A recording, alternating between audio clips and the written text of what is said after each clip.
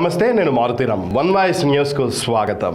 సిద్దిపేట జిల్లా ములుగు మండల కేంద్రంలో సీఎం రేవంత్ రెడ్డిపై బాల్క సుమన్ చేసిన అనుచిత వ్యాఖ్యలు వెనక్కి తీసుకోవాలని డిమాండ్ చేస్తూ ఆయన చిత్రపటాన్ని దగ్ధం చేసి పోలీస్ స్టేషన్లో ఫిర్యాదు చేశారు కాంగ్రెస్ పార్టీ నేతలు.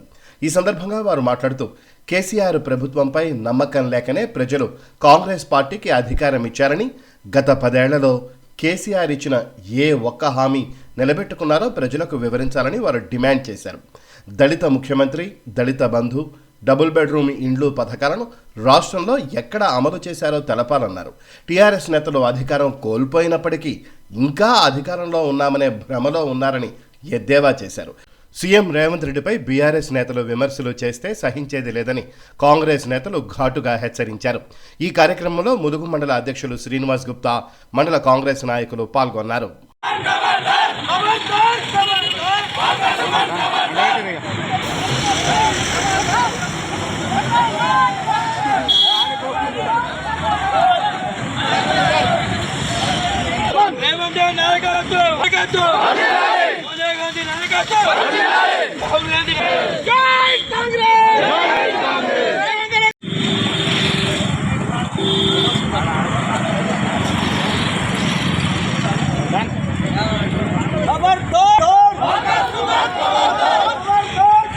ఎన్నూరు ప్రజలు వాస్తవానికి 100% కోర్టుకొని బుద్ధి చెప్పింది.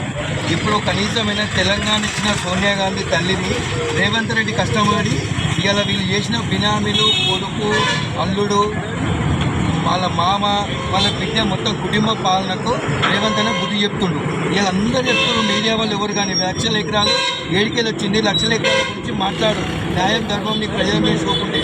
కానీ చెన్నూరు ప్రజలు నీకు బుద్ధి చెప్పి కొట్టుకొని నీకు ఇంకా బుద్ధి రాదా? ఇంకా నువ్వు ఆయనతో చెప్పుకొట్టేది చెప్తాం కొట్టాను రేవంత్ అని దేవుడు తెలంగాణ స్టేట్కు ఆయన వచ్చుంటే కనీసమైన తెలంగాణ స్టేటు ఇలా సోనియా గాంధీ ఇచ్చిన తెలంగాణ తల్లి ఇలా పేరు నిలబెట్టిండు.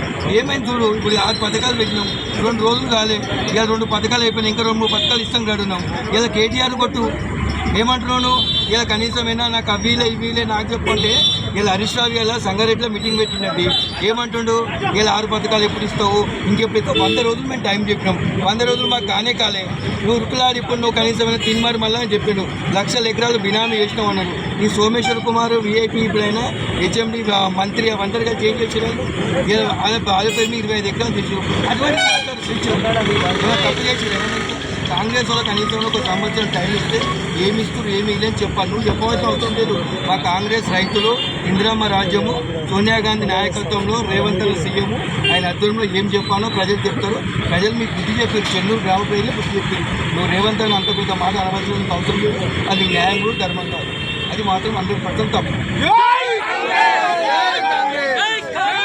నువ్వు రూలింగ్ ఉన్నప్పుడు దళితులకు ఏం చేపించావు మీ సీఎంతో, ఈ కేటీఆర్తో ఏం చేసినావు? అలా మోచే నీళ్ళు కూడా దళితులకు ఒక కనీసం నువ్వు చేసే ఒక ఇంద్రమ పథకం దళితులకు ఈయలేదు, దళిత బంధువులు అంటే ఈయలేదు, దళిత సీఎం అంటే సపోర్ట్ చేయలేదు. ఇప్పుడు 10 పోగానే అంత అహంకారం వచ్చిందా? రేవంత్ అన్న ప్రతి ఒక్క క్యాస్ట్ వానికి మంత్రి పదవిలో స్థానం ఇచ్చిన నీకు కనీసం నీ శాతం ఒక మంత్రి తీసుకున్న శాతగాలని నీకు ఇవాళ రేవంత్ అనే స్థాయి అనేది నీకు శాతం అయితే నువ్వు పోయి మీ సీఎంను మీ హరీష్ రావు కేటీఆర్ పోయి కొట్టాడు. అయ్యా మీ తప్ప వేసినావు రేవంత్ అన్న కలిసి చేయడానికి కాలుమోకు నువ్వు. కానీ మాత్రం మా రేవంత్ అన్న దళితుల కోసం పనిచేస్తుంటే ఆయన విమర్శ స్థాయి అనేది నీ బతికెక్కడ నువ్వు ఎక్కడ ఆలోచన చేసుకో. ఖబర్దార్ ఖబర్దార్, జాగ్రత్త, నోరు అదులో పెట్టుకుని మాట్లాడు. జై కాంగ్రెస్.